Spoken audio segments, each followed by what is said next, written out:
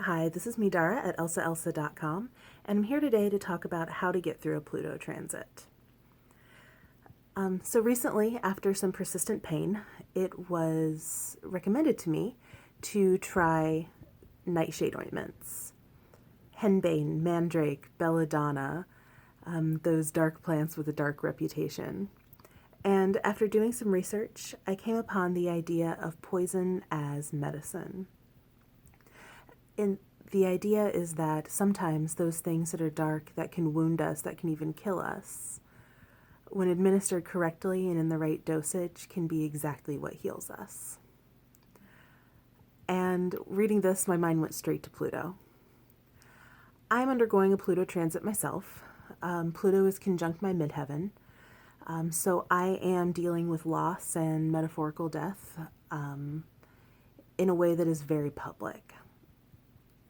And recently, I found myself taking action to essentially speed along the death of the thing that I had been trying so hard to save.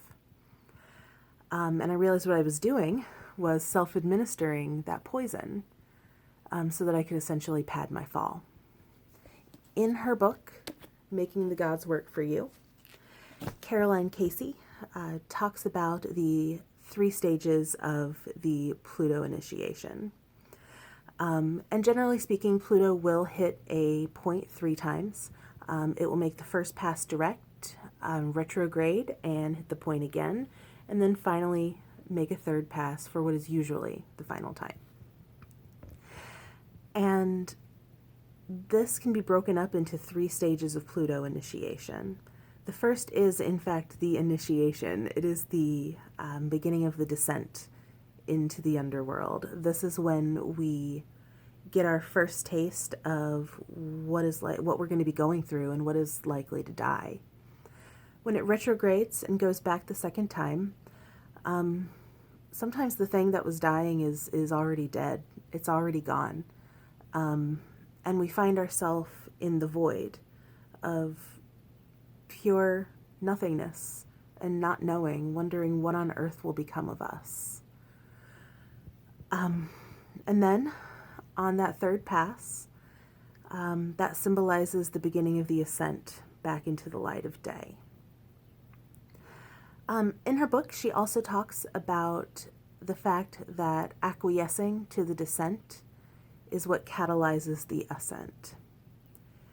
When we are willing to take our poison and go deep, and instead we forego that desperate fight and that clawing and holding on by our fingernails, trying so hard to stay upright. When we let ourselves slide, that's when we can begin to climb again.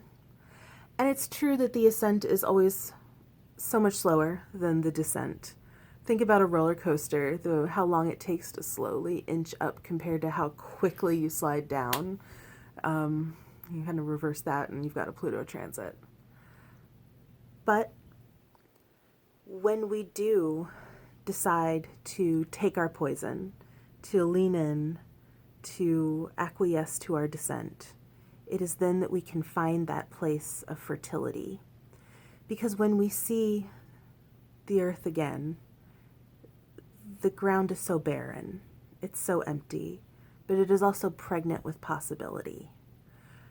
And the faster we fall, and the more we accept the fall, the sooner we can see that fertile ground, and the sooner we can begin to plant our seeds. This has been me, Dara, at Elsa Elsa. I hope it helped.